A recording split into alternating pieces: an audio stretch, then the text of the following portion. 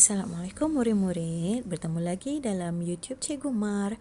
Hari ini kita akan belajar Bahasa Melayu tahun 3 bertajuk Kenangan di Kem Bestari. Kriteria kejayaan murid-murid pada hari ini ialah murid-murid akan dapat belajar cara menulis perenggan dengan betul. Baik, jom rujuk buku teks muka surat 15.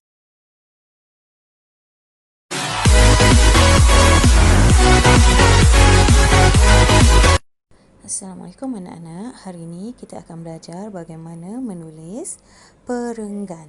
Baiklah, untuk perenggan pertama kita terus sahaja ya melihat modul anak-anak. Okey, untuk perenggan pertama kita mulakan daripada tepi garisan. Baiklah, mula daripada tepi garisan.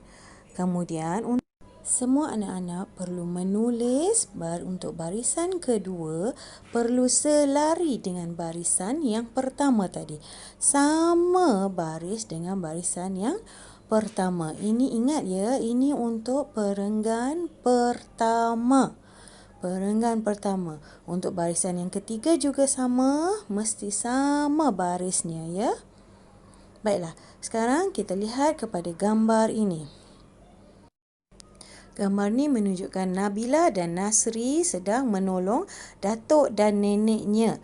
Okey, Nabila dan Nasri sedang menolong datuk dan neneknya. Tengok dekat tangan dia, dia tolong buat apa? Dia tolong buat apa? Ada dekat tangan dia ada cawan. Okey, sekarang untuk perenggan pertama awak menulis sebaris. Tetapi untuk perenggan kedua awak gunakan dua jari awak untuk masuk ke dalam sedikit. Awak tak boleh mula di tepi garisan. Awak kena masuk ke dalam sedikit. Awak tengok cikgu tulis anak panah. Okey, kita tulis mula perenggan kedua dengan masuk ke dalam sedikit. Kita tulis ayat dia untuk barisan pertama.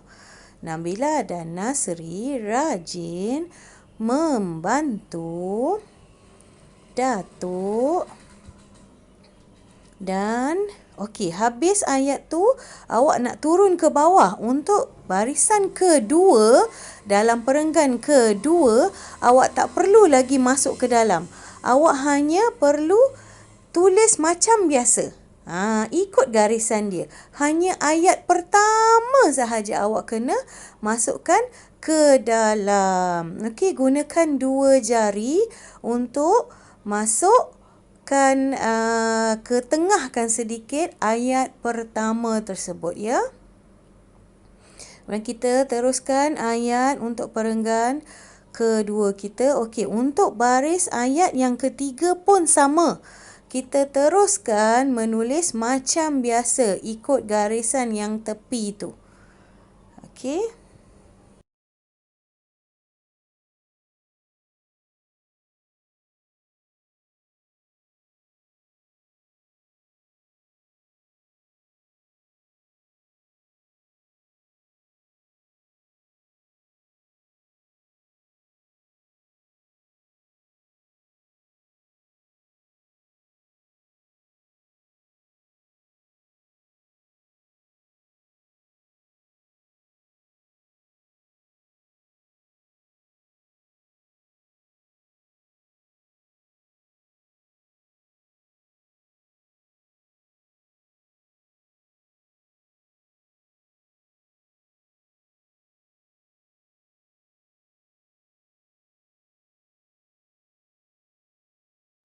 Baik, sekarang kita tengok gambar yang ketiga.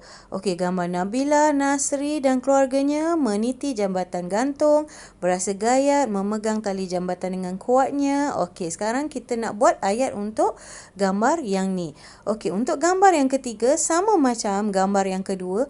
Awak gunakan dua jari untuk ayat pertama. Awak kena masukkan ke dalam sedikit. Baik, guna dua jari dan awak terus membuat ayat awak. Okey, untuk perenggan ketiga, sama je dengan perenggan kedua. Bila awak dah sampai ke barisan kedua, awak terus tulis ikut garisan yang tepi tu. Sama je. Okey, selamat belajar.